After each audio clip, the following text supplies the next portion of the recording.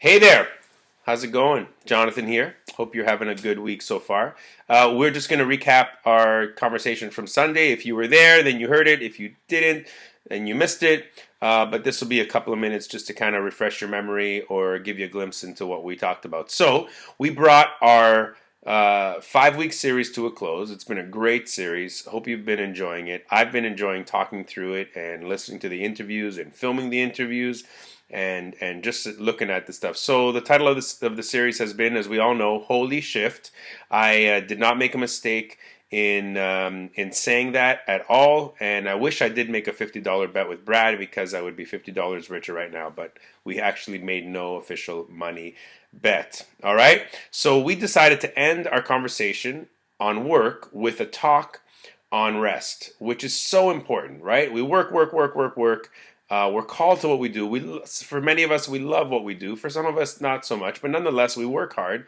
So we try and live with this balance of work and rest. So we've been talking about why work is important and how important it is to be strategic and wise with our work. We provide for our families with our work. Work is holy. Work is redemptive.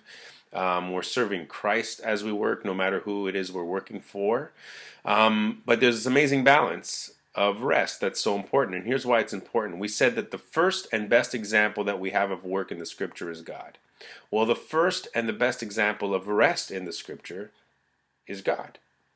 After 6 days of working hard and looking back every day and saying it was good, it was good, it was very good, on the seventh day, Genesis chapter 2 says that God rested, that God stopped, that God blessed that day, and that he called that day holy. And then we see through other parts of the scripture, Exodus, Deuteronomy, that God is always reminding Israel that they are to take this day to say, you're not going to work. You're just going to shut it down. And that day involves them reflecting on who God is, being reminded that God provides for them, and just realizing that they don't have to produce every day. Actually, it was very much connected to their time or their deliverance from Egypt, because in Egypt, Israel were slaves.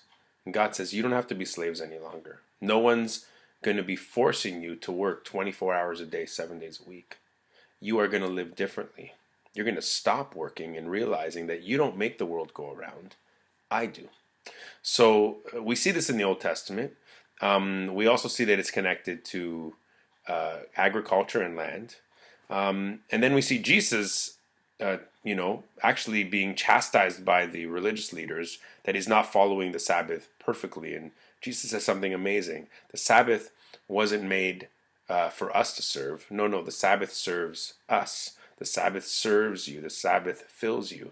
And so a few things we talked about, that some kind of Sabbath in your life. This is not a strict religious thing at all. But some kind of Sabbath in your life reminds you that we live in a balance, that there's rhythm to our lives. That involves church community, that involves prayer, that involves rest and relaxation and leisure and time with your family. Some kind of Sabbath also reminds us, very important, that we trust God, that God is our provider, that we're not God, he is. Amazing thing. And then it also reminds us of this, that time is a gift. Time is not a possession that you own. Time is a gift that you steward. Like money. Money is not something we own. Money is something that we steward, and hopefully steward it wisely so we can be generous and help people, and then obviously provide for ourselves as well. And so it's the same thing with time. And Sabbath helps us know that time is a gift. And the last thing is that Sabbath really can be an investment into our faith, an investment into our family, an investment into ourselves, and an investment into the community.